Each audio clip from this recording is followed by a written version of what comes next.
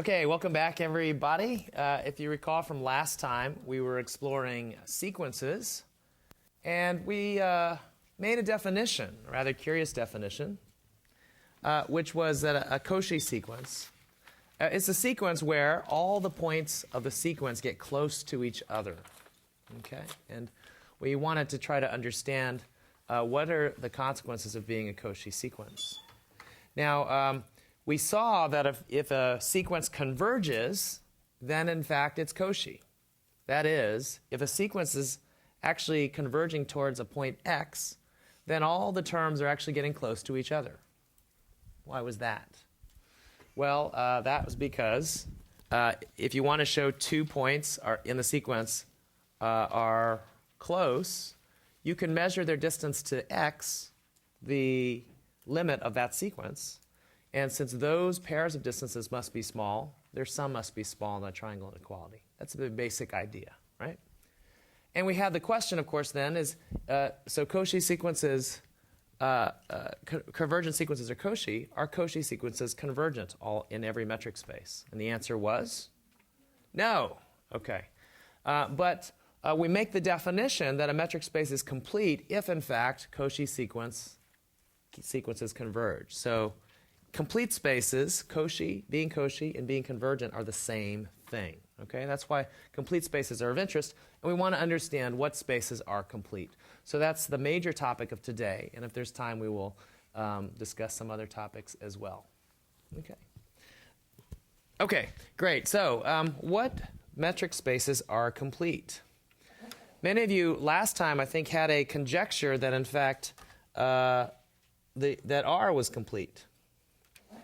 So on the way to seeing whether that conjecture is true, let's see if we can't establish a first basic fact about complete spaces. So here's a conjecture that I think some of you guessed at last time as a class of complete spaces.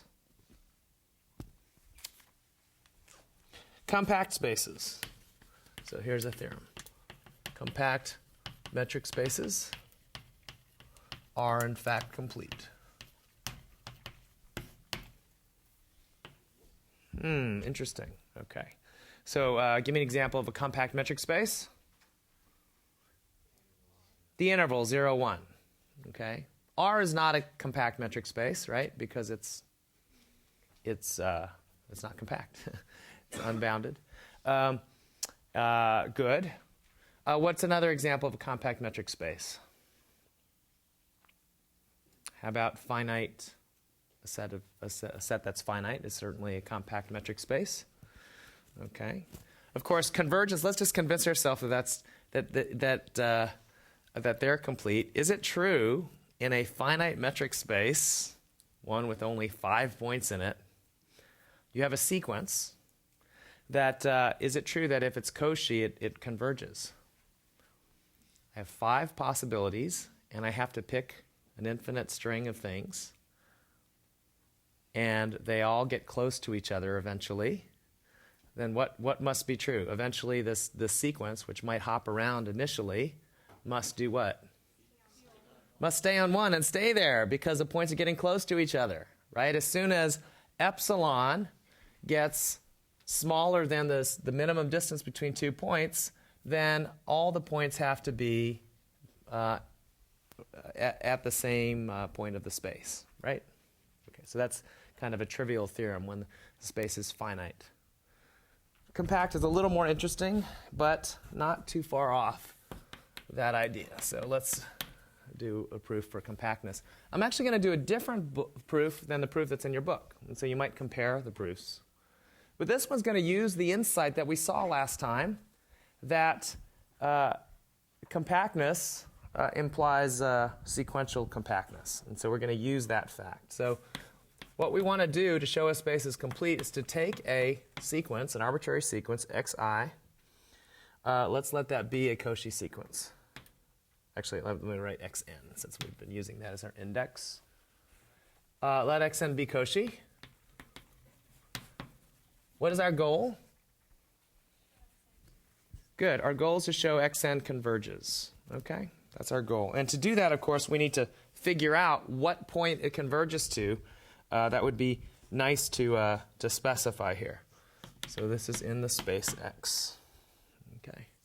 Now, since X is compact, it is sequentially compact, meaning every sequence has a convergent subsequence. Okay, how do you think I'm going to use that fact to show that the big sequence converges?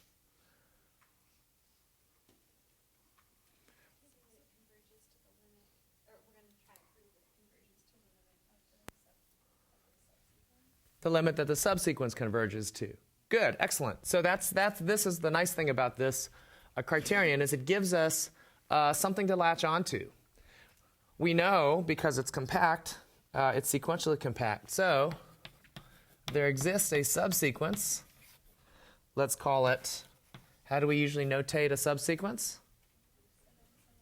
X sub n, and you're picking out some sequence of the n's, and that's so x sub n sub k, for instance. I'll let that second subscript be k. There exists a subsequence converging to a point of x, and we might as well call it little x in big X. Happy with that? So Jacob's thinking, yeah, I'm happy with that. That's a good candidate for the limit of the entire sequence. So let's draw ourselves a picture.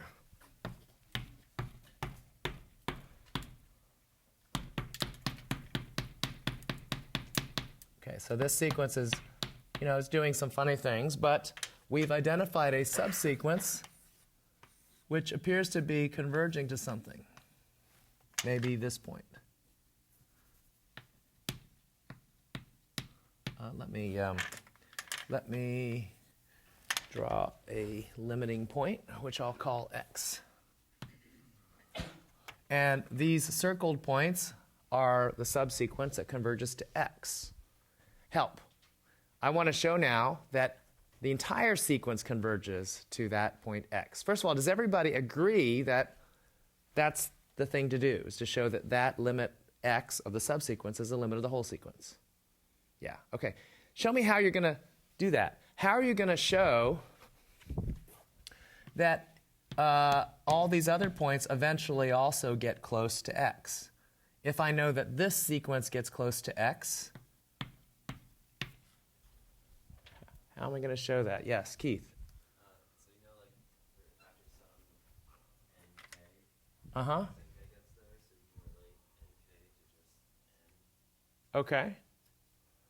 So, sorry, what's n? N is from the first. Oh, you mean take an arbitrary point, consider one point that's not circled, and past some point, this is close to what? Yeah, so past some point of the sequence, non-circled points are all close to circled points, yes? Good. And circled points are close to x. So what you're going to try to do is show then that non-circled points are also close to x, right? So here we go. We're just thinking through this proof before we write it down.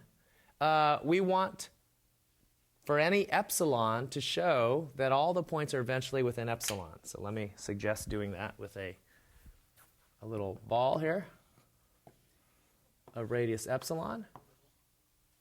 Yeah, that's little. We zoomed in. Okay. Okay, now, help. So past what point in the sequence would you like to take a look? Well, past a point that will get you to the circled points within how far of x? How about epsilon over 2? That's a good thing to try. Good. So maybe past some epsilon over 2, they're all within, the circle points are all within epsilon over 2 of x past some point. There's a big N for which that's true. And now, what about how far would you like to look for the Cauchy part? When they're less than epsilon over 2, and that might happen for a different index.